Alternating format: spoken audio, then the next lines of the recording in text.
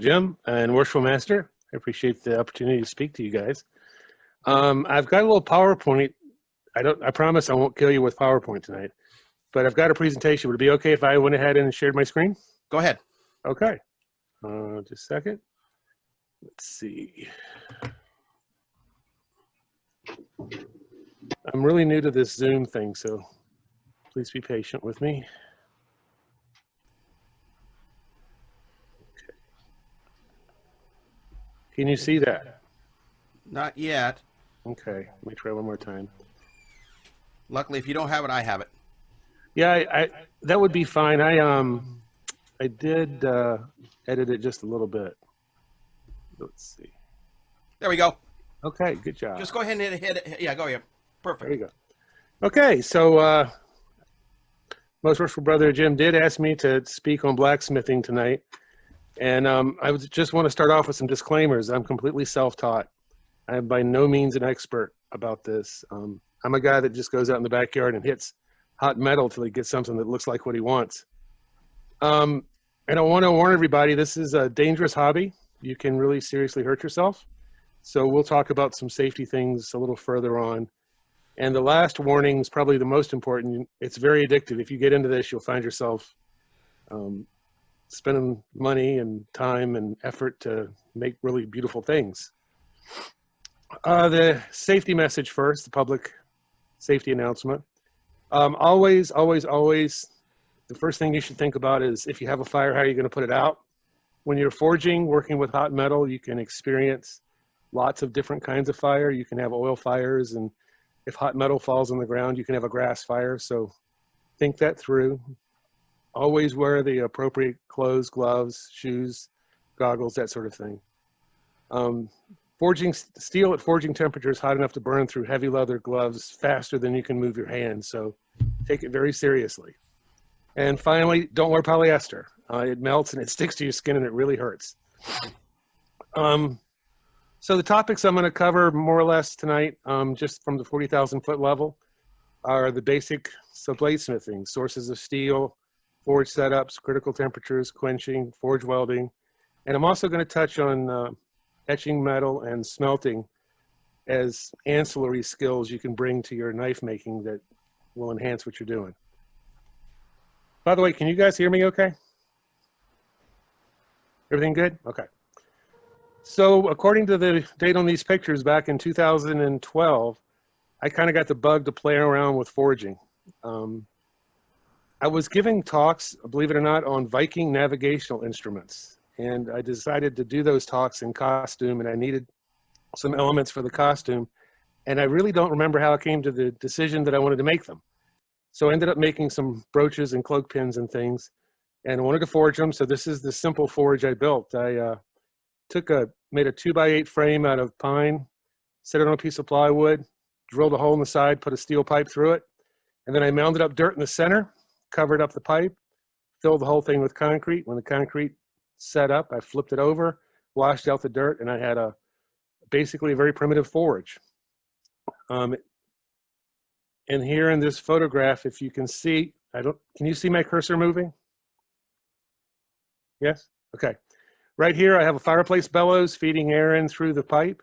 And here, the forge is currently covered. But I would put lump charcoal in there and light it, pump air in it with the bellows. And I brought steel up to forging temperatures and was able to make the brooches here on the right. It was a small time operation. It didn't have enough heat to make a knife with or anything, but it was my first taste of forging and I really, really enjoyed it. So I moved on to other things. This is about the time I noticed the TV show Forged in Fire. I'm thinking this would have been 2012, 2013, and was a little bit inspired by that. I decided I wanted to try to make a knife. And I didn't have a knife making forge, and my first knives were not technically forged. I didn't hit them with hammers. But what I did was took old files, and I had to take the hardness out of the files to make knives out of them. And the way you do that is you heat them up to about 1500 degrees Fahrenheit, and then you let them air cool.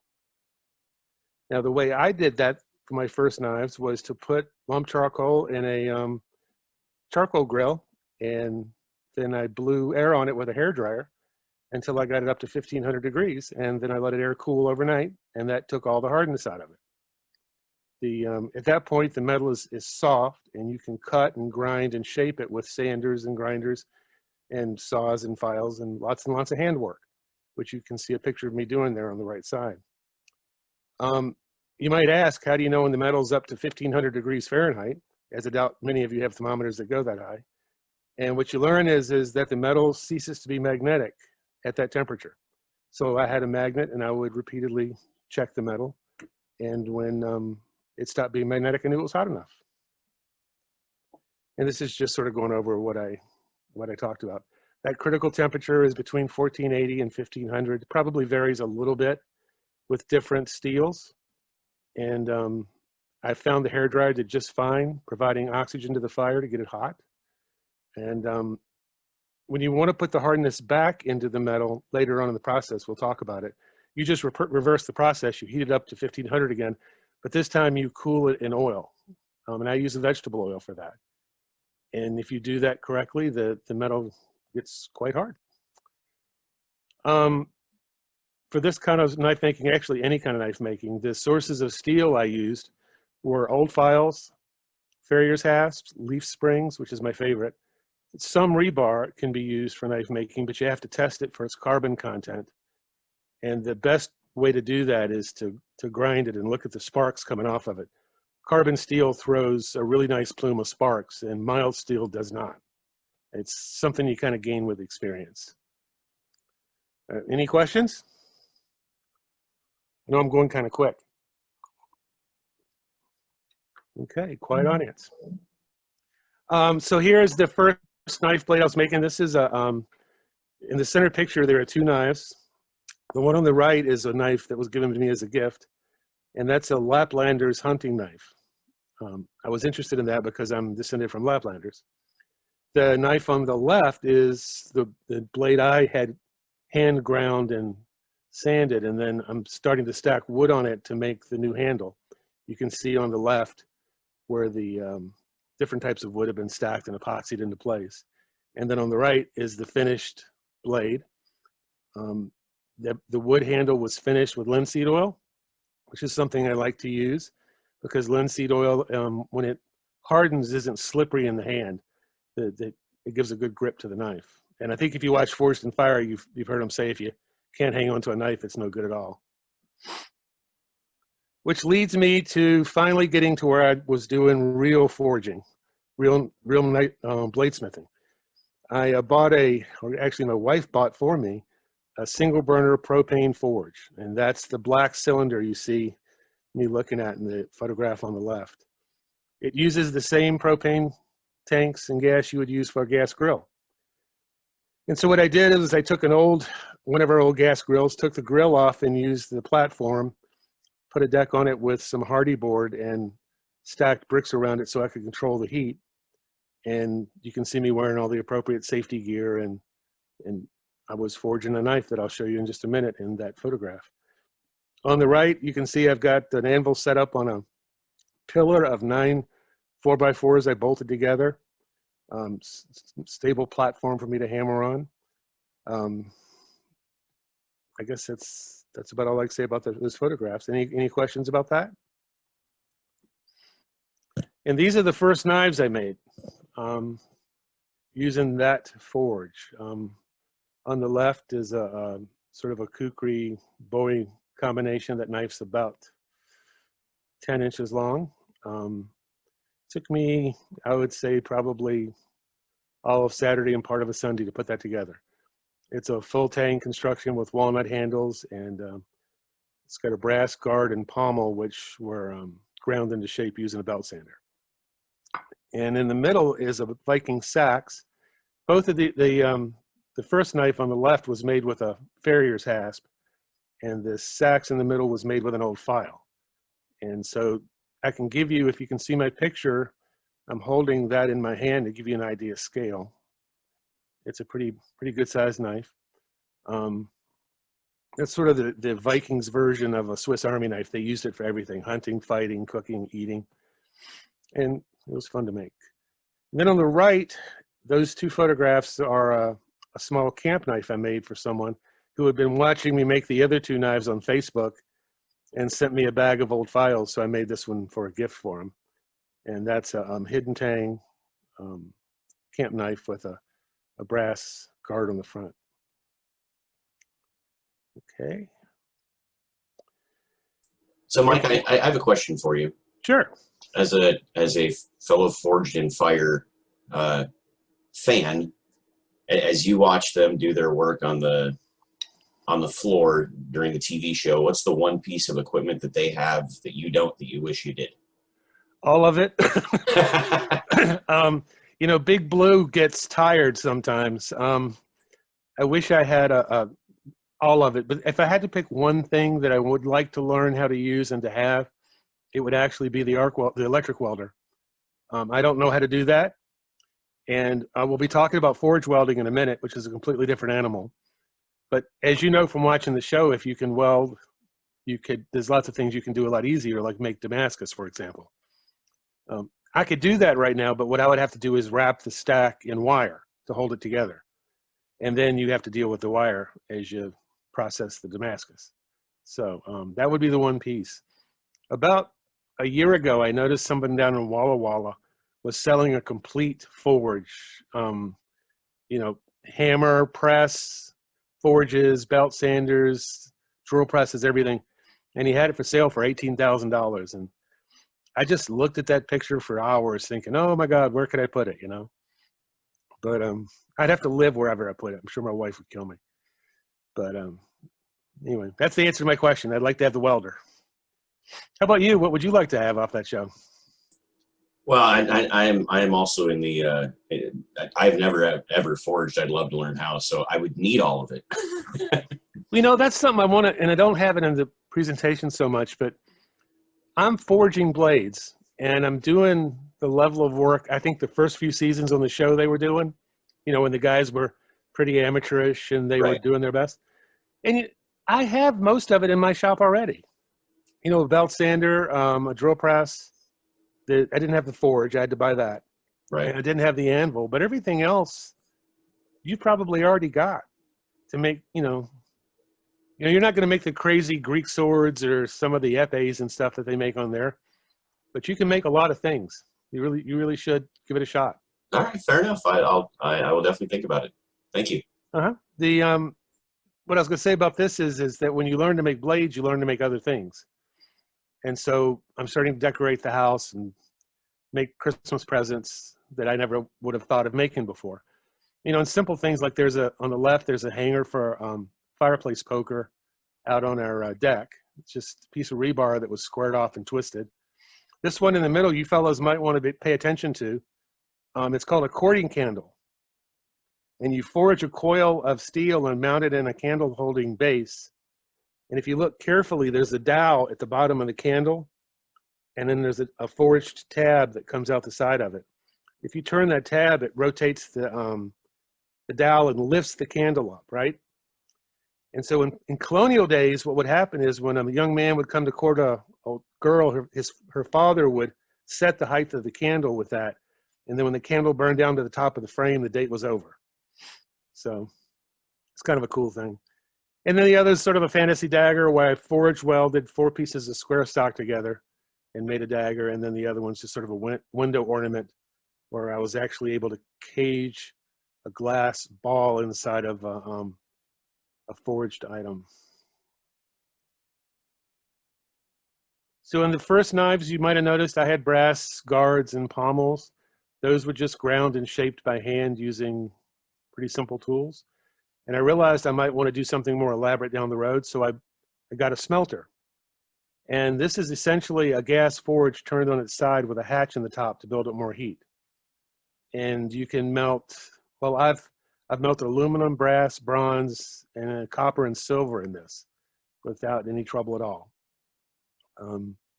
I use a sand mold technique. Basically, you take a model of what you want to make, and you make an impression in the sand with that model, and then you remove it, and the void is then available to be filled with whatever metal you're melting. And my first try was the Thor's hammer there on the second picture from the left. The white one is a hand-carved bone version, and on the left is a bronze duplicate I made using that technique. The fourth picture from the left is a duplicate of a Bronze Age dagger that I made, and I alloyed the bronze myself, mixing the metals together in the crucible inside the smelter. And then the other item, I don't know if you can see it, but it's a Bronze Age hand sickle. And in the case of the dagger and the hand sickle, I made a wooden model that I used to make the void in the sand that I filled with the bronze. This is a little more dangerous than forging. You're moving crucibles of molten metal around, so I always go out and practice the moves I have to make to do the pour before I do it. Remove the crucible from the smelter, pick it up with a different set of tongs to pour it into the mold. And I always soak the ground with water before I do it, so if there's a spill, it solidifies quickly. But you're looking at temperatures around 1900 degrees, and you just don't want to mess around with that. And I'm zipping along here. You guys got any more questions? Well, I was sort of wondering how your neighbors react to the pounding on your anvil. At first I got a question from the neighbor who's right next to me. He wanted to know what was going on, and I told him, and he asked some questions, and then I brought over some examples of what I had made to show him. A couple days later, he came over and stuck his head over the fence, and he said, "Hey, I've got some old leaf springs over here I need to get rid of. You want those?" And so now he's supplying me with steel. I don't start out early in the morning, and I don't forage late at night, and he's just a little bit curious about what I'm doing. So, but that's a good question. I saw a news report that a fan of Forged in Fire back east somewhere was trying to do some forging at home and didn't take the safety precautions, and a fire started, and he burned down several houses in his neighborhood. So your neighbors will probably take an interest in what you're doing. Impress them with how safe you're being and how respectful. Mike, how long does it take you to complete a knife from the first steps to the finished product on average? Well, I'm old and I'm lazy. So if I was making a knife, I guess a good example would be one I'm going to show you later. I started it Saturday morning from a billet of already made Damascus. And I had the finished knife in my hand Sunday mid-afternoon. I started Saturday morning. And I started late Saturday morning. I didn't start till about 11. So that was pretty, that's about average. I've actually timed myself to see I could make it through the competition on Forged in Fire, And I can, but that's more work than I want to do. Sword, I've worked on one sword I'm working on right now. I've been working on that for over a year, but it's in small pieces. Does that answer your question? It does. Okay. So if you watch the show, you've seen them make Damascus steel, and that's essentially forge welding. Damascus is not the only reason you do it, and I'm going to show you another example here in a minute. You have to get the steel a little bit hotter, about 1700. You're kind of getting it close to where you could burn it. It's getting really hot. It's a bright yellow, almost white color. Before you weld two pieces together, you have to be very careful to get all the rust and scale and oil off of them. When you put the two pieces together that you're going to weld, you're going to want to have some way to hold them together when they're in the forge. So I use a lot of steel wire for that. Other people might do a little tack weld. And then you want to put some borax on it. That's the stuff you use in the laundry. And borax will keep the oxygen from reacting with the metal and causing scale. And the scale will actually prevent the metal from welding together. You end up with what's called a cold shut. It's just a place where the way the metal is reacted with air has created a layer that can't be welded, and that would be a weak spot. That'd be something you don't want. And I want to point another safety thing out. When you use the borax, it melts and turns into a syrupy liquid. And when you hit it with a hammer, it's going to squirt out. So make sure you've got your eye protection on and your apron. You don't want that stuff hitting you in the face or on the skin. And this is an example of something where you pretty much going to have to use forge welding. It's making an axe head. And I think you've probably seen him do this on the show a couple times, but this is how I did it.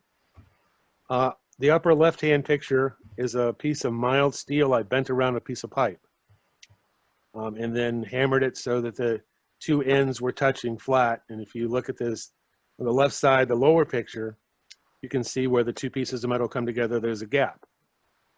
Well, in that gap, I placed a piece of hardenable steel. Had everything cleaned up, placed it in there, put it back in the forge, brought it up to welding temperature, and then forge weld the two pieces of metal together. Actually, three pieces, I guess. The reason you do that is the mild steel is really tough. It won't get hard, but it won't break. And the hardenable steel that you sandwich between it is what you're going to sharpen and make the blade out of for the axe.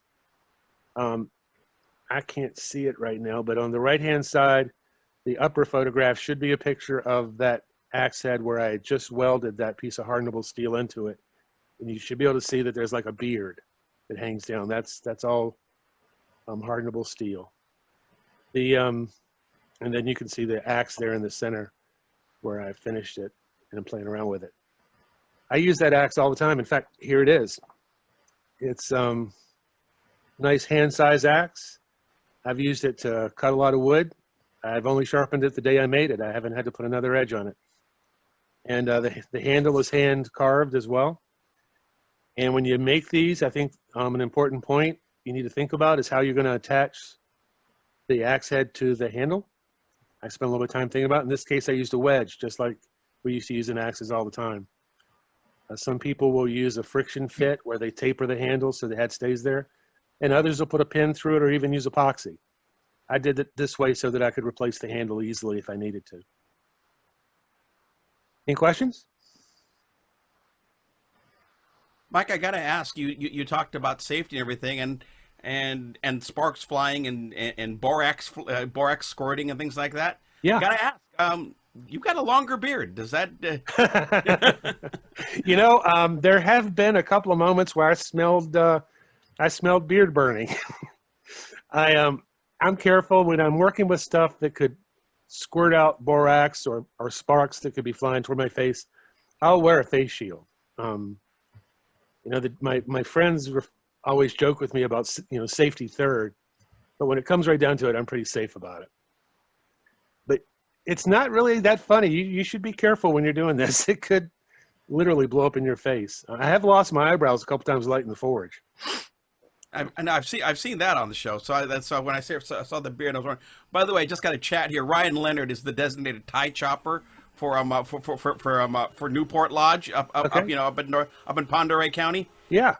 He chopped my tie off when I was Grandmaster. I'm still in trauma about that. Oh man. I think he might want to borrow some of your stuff. Yeah, we can work out something. We can make him a fine Danish axe for taking those ties off. Oh, I'm frightened. That would be awesome. So, Mike, a couple of times where you've talked about, you know, what some things will do to you if you're not careful. How much of this is from personal experience? I mean, it sounds like just a tone in your voice is like you've experienced.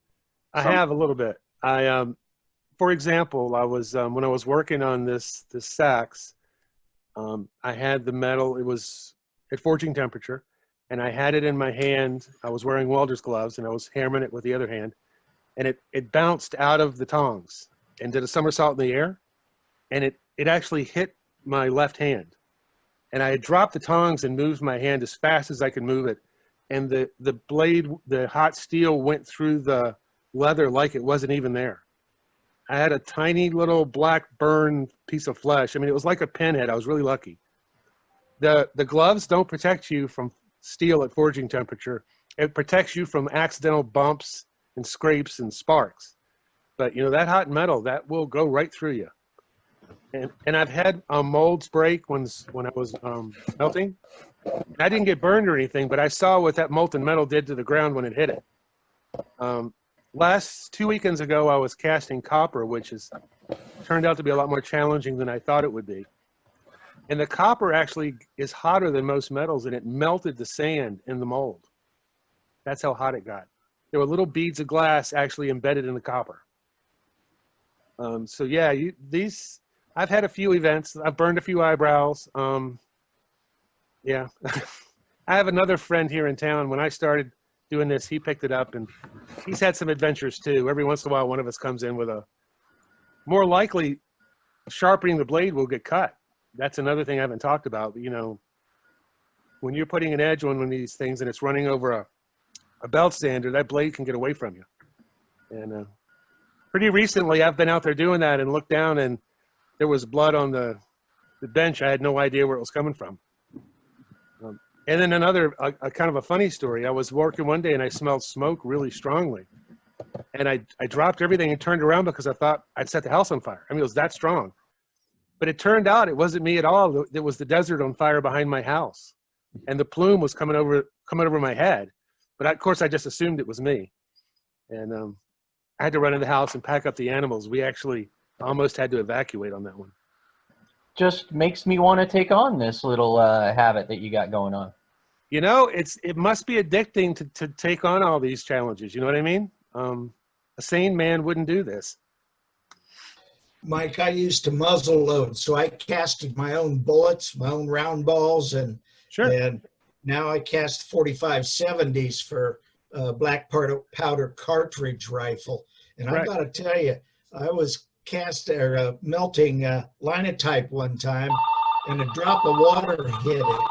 Right. And I got to tell you, that stuff exploded right up. It was just incredible. Yes, I was trying to cast once into a mold I had used wax to create, and I didn't get a little bit of the wax out, and when the metal hit it, it just exploded. Metal and wax flew everywhere. It was really kind of a scary moment. So this is pretty serious stuff, but you can do it. I don't want to scare people out of trying it. You just have to be safe. Use your brain. So this was my first attempt at a sword. A friend of mine, works for Brother Robert Morrow, was the Grand Tyler a few years ago. And he came up in my lodge here in Kennewick when I was master. And so I had an interest in his career. And when he became the Tyler, I really wanted to make him a gift. So I made him a sword. And I started with a piece of leaf spring. That's what you see there on the left. And you can see where I've started cutting off a piece of that to make the sword with. The center picture is the blade that I forged from that piece of steel. And then on the right is one of my bigger mistakes. In order to harden that blade, I wanted it to be a live steel blade, a real sword. I needed to heat the entire thing up to critical temperature and quench it. And my little forge was probably a quarter the size it needed to be to do the whole thing at once. So I laid out 2 rows of cinder blocks and put some pavers in it on an angle. In the bottom, I put a piece of steel pipe and drilled some holes in it, connected that to my shop vac on exhaust. I put down a layer of lump charcoal and then a steel pipe, and then I covered that with lump charcoal and then put pavers on top of it. And I hit the go switch. It got hot. It got so hot, it melted the pavers. I still have it in the backyard. One of the pavers is turned to glass, part of it. It melted the steel pipes. The sword did get very, very hot. And that leads to another problem. When you quench it, you should be near the quenching temperature. If you get up too hot, even if you quench it in oil like you're supposed to, it can become too brittle. And has as much the same effect as if you quenched it in water. And if you look at the picture on the left there, you'll see 2 pieces of metal. Well, when I pulled that blade out of the oil, it had a slight warp in it. And while it's still hot, you can straighten it. And so I put some pressure on it to straighten it, and it snapped. And there's nothing you can do about that once that happens. I think what happened was there was a hot spot in the center of that makeshift forge that overheated it. And I was quenching it in a horizontal quench tank. And I think that put downward pressure on it, and the combination's what warped it. But it definitely got too hot, and that's why it snapped. So I forged a new blade. Start all over. And if you look in the center, you'll see my propane forge. I've put a box of bricks I've made on the back side of it to extend it. And then I would just run the blade in and out of that until I got it up to a nice, orange color. And then I quenched it in the tank on the right, which I can't see because of your pictures, so I don't know if you guys can see it. But it's a piece of fence pipe that I've mounted in a bucket filled with concrete. And then I poured oil in that and then set that in a tub. And so when I quenched the blade this time, it came in vertically, which didn't put any stress on the metal. And it worked like a charm. And the overflow, which came out on fire, ran down and was caught by the bucket. So there was no risk of fire. And then the center picture on the bottom, that's the finished blade, nice and straight, ready to be made into a sword. The broken blade, even though I couldn't fix it, I was able to turn that into 2 daggers. So, you know, I got rid of the bad metal, reforged it a little bit, and ended up with those 2 little daggers. So don't ever throw metal away. Always think about what you can do with it next, right? Mike, you mentioned Big Blue when I asked you my question earlier. So do you have a Big Blue, or are you hand hammering all of this stuff? Only the one my mother gave me. Wow. You know, it's not that bad, really. On the show, they're under a lot of time pressure. And it's my opinion that they give them challenges that require that equipment. If you're just working with a mono, you know, one piece of steel, you're not doing anything crazy like working with a ball bearing, get yourself a nice 2 or 3 pound hammer, drink lots of water, and just take your time. You'll get it done. When it's 108 degrees here in the Tri-Cities, I wrap my, you know, I'm always covered in water. I drink lots of water, and I just move real slow and never stop. So, you know, it takes time. In the wintertime, I crank out knives faster than I do in the summertime. So here is the sword I was working on. And on the left is the guard that I cast for it. And the way I made that was, I don't know if you guys have ever heard of it. There's a clay children play with called Sculpey. And it's a plastic that you can mold, and then you put it in the oven. When you take it out, it's hard and rigid. So I designed this guard with that, and then used that to make an impression in the sand, and then cast the bronze. The picture in the center there is the sword with the guard and pommel all cleaned up, and I mounted garnets on it in the center of the square and compass, and on the terminals of the guard, and on the pommel. And then the picture on the right is I made a sheath for it out of matching walnut that I used for the handle. And then there's on the left a close-up of the blade. You can't really see it, but the blade's name is Cowan's Bane. And on the other side of the blade, it's got Robert's initials and the date that he served. And that's a form of etching I'm going to talk about in just a minute, where you can do that. But believe it or not, that etching can be done on any knife blade with a 9-volt battery, 2 alligator clips, some salt water, and some masking tape. And I'll tell you how to do that in just a minute. A lot of guys will use that technique to put their names on their tools so their buddies can't walk with them. And then the other picture is Robert carrying the sword in a cornerstone placement a couple of years ago over on the west side somewhere. Okay. So let's talk about that etching. So on the C-ax I showed you, I don't know if you can see it very clearly because of the lighting, but I've got some runes etched on it and a little wolf's head. And that's the phonetic spelling of the word fang, and then the picture of a wolf head. And what I did with that is I made a stencil using a machine I have called a Cricut. It's a hobby machine for making cards and stencils and stuff.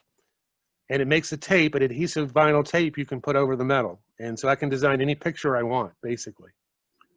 And so I designed that, put it on the metal, and then you hook, I believe it's the negative terminal of a 9-volt battery to the blade, the positive terminal to a Q-tip, and then you dip the Q-tip in salt water and just rub it over the metal. And in about 5 minutes, you could do, you know, this much etching. And it takes, you have to really work on it with sandpaper to get it off of there. It's really on. It's not going to come off with casual wear. The other kind of etching I do, I've actually, since I put this presentation together, I've learned another one, but when I did this, there were 2, is I use a 12-volt car battery charger and salt water, and I use this one on copper. And the square and compass on the bottom there is one I did 2 weeks ago.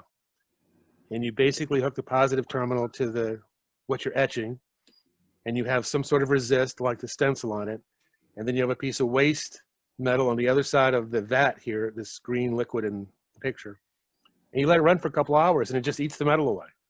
And the resist prevents it from taking it away from certain spots, and it's allowed to take it from others, and then you end up with a raised image. That square and compass is about a 32nd of an inch higher than the rest of the plate. And then I silver plated it just for fun to see what it would look like. But these are real, you know, you've probably got everything you need to do this in your garage. That's just salt and water. So, a quick question. So resist, I mean, is that tape, just some kind of barrier to keep it from getting to that? It's exactly, you need to have a barrier that'll prevent whatever liquid you're using from getting to the metal. Now, so when people do like their shop tools, I've seen people use just a piece of blue painter's tape and then they take an X-Acto knife and carve it, right? I have this thing called a cricket, and I got it for making swords. It's kind of expensive, and I'm not really satisfied with it. But you can put vinyl in it and then tell it what you want it to draw, and it'll cut it out for you. And then you just put it on like a piece of tape. It has adhesive on the back. Now that square and compass is something I just learned how to do. You take an image you want to have on metal, and you reverse that image in a Word document, and then you print it with a laser printer on photo paper. Then you lay it on the metal and run an iron over it. Well, a toner from a laser printer, now not laser jet, but a laser printer, has plastic in it. And that will stick to the metal. And then you put the whole thing in a bucket of water and let the paper dissolve, and what's left is a resist for the etching. And then when you're finished etching, you drop it in acetone, and that takes the plastic off, and you have your finished piece. So in a minute, I'm going to show you an application I have where I'm going to be using that to make something. This is sort of the last project I'm really talking about tonight. This is my next sword I'm working on for a brother. It's called Ruffian's Fate. And it's about a 1.5 hand sword. It's not quite a broadsword, but it's a pretty big sword. This is the spring steel I'm making it out of. On the right, you see a picture of it. The colors are not great for seeing it, but you can sort of see the sword and then some wooden pieces I've made that were going to be the models for casting. But like I told you a few minutes ago, I had trouble with casting copper, so I've had to go to another route. You might recognize some symbols on that. I know this isn't a tiled lodge, so we're not going to talk about it. But there's some symbols you might see on some artwork for a 3rd degree trestle board. And there's where this sword is today. I've got the copper guard mostly finished. The pommel is done. The blade is tempered and shaped with a nice fuller in it. It's about halfway sharpened. This weekend, I hope to do the artwork on the guard and the pommel. And then I'm going to take red cedar and make a coffin handle for it with those types of symbols burned into the wood in addition to the symbols on the guard and pommel. And then I'm going to have the brother's name on the blade and the name of the blade on the blade. So it's kind of a fun project. It's taken me a long time because I keep running into things I've never done and have to figure out how to do it. But I'm thinking you'll be seeing this sword before Christmas. Hey, Mike, I've seen a ton of pictures. I'm very naive, so I'm asking a silly question, I'm sure. But can you do colors with what you're doing? For the etching? Yeah. You know, not really. There's probably, okay, so yes and no. For example, on that square and compass I made, you'll notice that there's a copper shield and then it's a silver square and compass. I could do that by silver plating part of it and not silver plating the other. But for the metal parts, I don't know any way to color them except to paint them. Okay. But that doesn't mean I won't figure something out. So this is just talking about what I was planning on doing with those wooden pieces for casting, and that now I'm going to use a 12-volt etching process to put the art on the guard. And this is my last slide. On the 1st of August, my boss announced his retirement, and he was leaving in 2 weeks. And he likes to camp, so I wanted to make him a camp knife. And so I made him this one. I had started with a Damascus billet. This is the one I made in just a day and a half or so. That's a Bolivian rosewood handle with 2 brass pins. And I made it from a Damascus billet. So on the left, you'll see the blade, but you can't see the Damascus. You have to etch the metal to get that. In the middle picture, you'll see the Damascus pattern in the blade. And the way I etched that was I used apple cider vinegar and Windex to etch that so you could see the Damascus pattern. That took about 15 minutes. And then the last picture on the right is I've gotten sort of pleased with my sharpening skills. That is a tomato sliced about as thin as a piece of paper. Thick piece of paper, but a piece of paper. So it's a pretty sharp knife. And that concludes what I've got to present. I'm more than happy to answer any questions you might have. Mike, where do you source your handle material from? Yeah, over here in Eastern Washington, in Walla Walla, there's a business called Jensen's Hardwoods, and he's just the greatest guy. I feel like I want to take busloads of people down there. He has every kind of wood you can imagine, and his prices are ridiculously cheap. I went down there once and bought some walnut I wanted to make some things out of, and he had a price on the board. I thought it was the board foot price. It was the board price. Yeah, and it's like the only place I've ever seen ironwood. And I mean, you can't imagine a wood really he doesn't have. So that's when there's no epidemic, I have a buddy, we ride down there about once a month and pick up whatever we need for handles or other projects. But it's Jensen's Hardwoods, and he has a Facebook page. And during quarantine, I'd be really surprised if he wouldn't work with anybody who wanted to get something. And then a follow-up question: do you have a website, or how do I ask you to make me a custom knife, because I like what I see? Well, I appreciate the offer. I don't make things to sell. I just do it for therapy. You know, if you need something, you call me. Okay. I have a Facebook page. Most Worshipful Brother Jim, feel free to give my email address to anybody who wants it. Yeah, contact me. But this is my therapy. I manage a group of environmental scientists that are doing cleanup on the Hanford site and monitoring radiation over the whole state. And this is how I don't go crazy. Understood. Yeah. Sure. But if you need something, you call me. I'll be happy to work with you. Okay.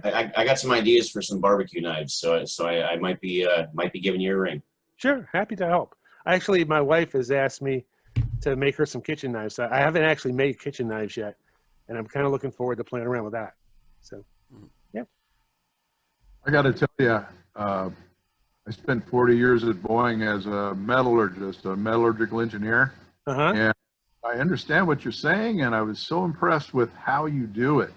Oh, thank you. You do the practical tricks you have. I mean, we have furnaces and we have thermocouples and we, you know, all this fancy stuff. If there was a zombie apocalypse, you're the guy to have around. Yeah, I've heard that before. Yeah. You know, but it's fun, and I would love to play with the toys you got to play with, and you know, the materials you got to fool around with. I bet that was something. Unfortunately, I got rid of all my reference material. Did you? Figuring I would never need it anymore. I would have loved to pass that along to you. There might be some valuable stuff in there. I wonder if I can get some of that back. I'd love to see it. You know, one of my favorite books I have, you talk about the zombie apocalypse. 20 years ago, I had a friend cleaned out her father's library. And he had a book that was published, I believe, in the late 30s or early 40s that explained in what was then engineers' terms, right, how to make blank. You know, a printing press, an electric motor, a combustion engine, how to make a generator, how to make soap, how to make dye, everything that civilization used in the 1930s basically is in this book. And I've told my friends if there's ever an apocalypse, that book is going to be my ticket home. Yep. It's fun. And I have other hobbies. Right now I'm getting ready to make soap from the ashes in my fireplace. I really dig that kind of thing. We were taught to know what's going on molecularly with the steel when it gets to a certain place, and you're talking about it loses its magnetism. I never learned that. That is fantastic. And the oil versus, stuff. I understand all that, but wow, you're fascinating. Well, thanks. Yeah, I took some materials classes in college, and you learn all kinds of crazy stuff in there, but you can't turn it. You can't go out in your backyard and use any of that, can you? Yeah. You know?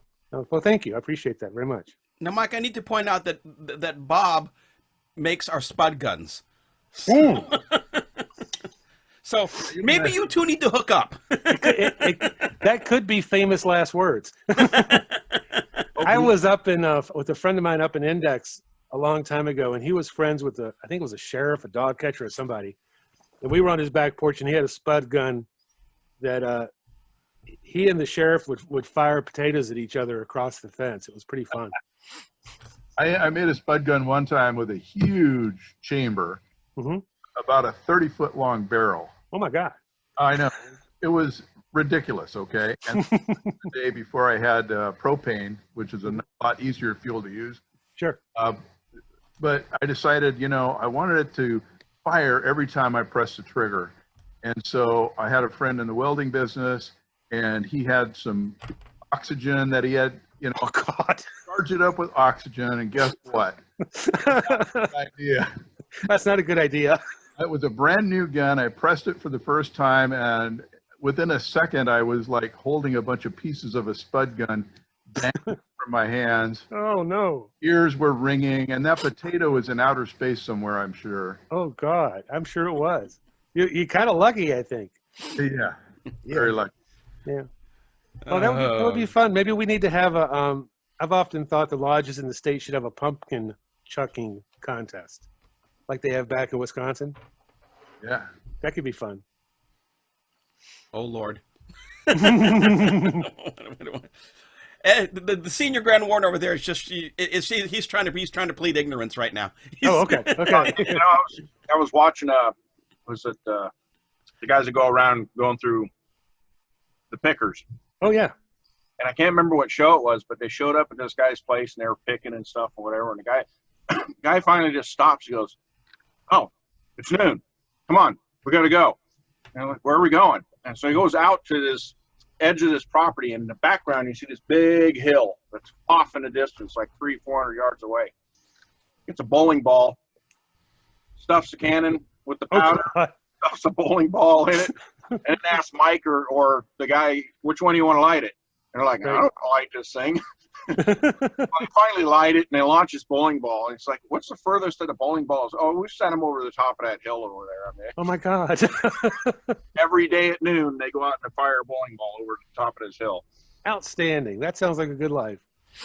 I've seen guys with bowling ball mortars, and you hear those bowling balls going through the air with the finger holes. They're just whistling like crazy. Yeah, I keep thinking about making a trebuchet too. That sounds like fun. Yeah. I'd be down for that. We have an archery range over here, and I was over one day at lunchtime practicing, and these two teenagers showed up with a trebuchet they made out of 2x4s. And they loaded it up and fired it, and it fired backwards. It damn near took one of them out. Oh. We almost lost one of our lodge brothers in a spud gun accident. Remember that? Chuck Kent? And back at my spud gun blew off and hit him right. Oh no. Yeah. Anyway, he was there to protect my brother-in-law's sliding glass door, so he did it. I guess he did. Yeah. Bob, should I be concerned that you've had a smile on your face pretty much this entire presentation? It was very cool. Yeah, It's the engineer in him. I should have kept my stuff. I would like to do the kind of stuff you're doing. Yeah, well, being an engineer, it's in your blood to make things. So maybe that's how I'm getting it out. I don't know. So in all seriousness, Mike, I mean, I know you said it's a lot of work to do something like Forge and Fire, but you really should go do Forge and Fire. I hear that. I just don't, honest to God, guys, this is really my therapy. I don't, going on TV and doing that would feel like pressure. And honestly, I'm a fat old man out of shape. I'd want to start running, and I don't want to be the guy that gets the oxygen. I really just enjoy, just doing it for fun. And by the way, there's been one champion from Kennewick and one champion from Goldendale. So the region is well represented. But thanks. I appreciate the compliment. Those guys do good work. And I get that. I mean, it was, my father-in-law years ago, he'd do his woodwork, I know his son and a couple of us had asked one time, it's like, you do really nice stuff. You really ought to think about, selling the stuff. He did kind of on the side. Sure. But it was more like go to a campground, have some stuff in a bucket. It wasn't anything that he advertised for or pushed. But to your point, he did it because that was his, go out in the garage. That was his me time. It was go out and just kind of disappear from the world and just get involved in stuff that he enjoyed doing. So no, I totally get that. Yeah, I've made a few. I do some wood lathing and do some other woodwork and stuff. I have lots of hobbies, and like once in a while I'll commit to making. Like one time I made like 20 pens with Masonic symbols on the pen, writing pens, and they were for auction for a charity. And I made some lamps for another guy, and I enjoy doing that. I really do. But the idea of, having another business, maybe when I retire, but for now, I make something, I look at it, go, oh, I bet you so-and-so would like this, and I mail it to them. And that makes my day. So, anyway. Anything else, guys? Just want to say they got some talented people out in that neck of the woods. Dave Husted made a nice leather-etched book for me and for Laura. And, of course, Mike does his thing. And this is what, what I guess one of the cool benefits for having done what I did is that I get to know people like this. Yeah. And guess what? I call and I said, hey, would you like to come talk about it? They go, really? You really want to hear about this? Mike, I think people want to hear about it, as you can see. Well, thank you. Yeah, David does incredible work, doesn't he, with the leather work? He does. But he stopped by here in May and dropped off one of his leather binders for the monitor for me. And it's just a beautiful piece of work. Right. I've got one just like it with a slightly different emblem on it. Yeah. Yeah. Does a nice job. He's fantastic. But no, I mean, it's really cool that the brethren like yourself, Mike, you said, really? I go, yeah, really. We want to hear. So, well, thanks. I do appreciate, that when I was deputy, the other thing that's interesting about having a hobby like this, and I share it on Facebook because that's kind of fun to just talk about it. When I would go to lodges, guys would bring it when they knew I was coming. Sometimes they would bring knives they had made to show me. I had one brother bring a knife out he made in high school, like, back when Abraham Lincoln was president. And it was just kind of cool, though. It gave us something to talk about, something to do. Yeah. So. And I can't forget Jim Dorr out there as a jeweler. So. Oh yeah, and his father is in Kennewick Lodge too, and his father is also a jeweler, and they both were also in, like, I think they have patents for watch repair equipment and stuff. They're big deals in that world. Yeah, it's amazing. So, a lot of great brethren out there. And so, Mike, thank you so much. I suspect that you'll get some Facebook friend requests from some of these people. I look forward to it. I do. So.